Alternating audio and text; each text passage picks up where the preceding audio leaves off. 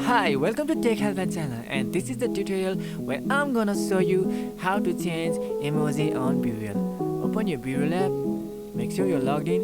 Suppose you want to react on someone picture or BeReal, and turns out you want to react in different ways. So this is how you do it. Go on someone picture you want to react with. You're gonna see a emoji icon or smile icon at the bottom right corner. Just tap on that, and in here you will see different emojis, and you can also see I have already reacted it with a like emoji. So for example, you want to change the emoji, you can just tap on any emoji you like, and it's gonna show you the emoji reaction at the top and camera at bottom. You can copy the reaction and shoot a pic or however you like it, but for now I'm just gonna use a picture.